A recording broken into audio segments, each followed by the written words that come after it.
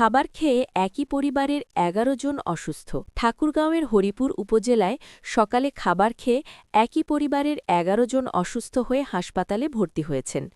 রোববার সকালে উপজেলার ডাঙ্গিপাড়া ইউনিয়নের রহমতপুর গ্রামে এই ঘটনা ঘটে। চিকিৎসকদের ধারণা, খাবারের সঙ্গে কোনো চেতনানাশক বা বিষাক্ত কিছু মেশানো থাকতে পারে। অসুস্থদের মধ্যে নারী ও শিশুসহ পরিবারের সব সদস্যই বর্তমানে হরিপুর উপজেলা স্বাস্থ্য কমপ্লেক্সে চিকিৎসাধীন। পারিবারিক সূত্রে জানা গেছে, সকালে পরিবারের সবাই মিলে রান্না করা গরম ভাত ও তরকারি খান। খাওয়ার প্রায় ১ ঘণ্টা পর থেকে একে একে সবাই তীব্র দুর্বলতা অনুভব করতে থাকেন। এক পর্যায়ে অনেকে অচেতন হয়ে পড়লে প্রতিবেশীরা তাদের উদ্ধার করে হাসপাতালে নিয়ে যান। অসুস্থরা হলেন পদেন চন্দ্র ৭৫, তার স্ত্রী ভোকারানী ৭০, ছেলে কমলাকান্ত, বিমল চন্দ্র, ললিতা রানী, নীলমা রানী, বিষ্কা রানী, উজ্জ্বল চন্দ্র এবং ৩ শিশু সপ্ত ৫, জয়িতা ১০ এবং জয়া ৮। হরিপুর উপজেলা স্বাস্থ্য কমপ্লেক্সের আবাসিক মেডিকেল অফিসার আরএমও আসাদুজ্জামান বলেন,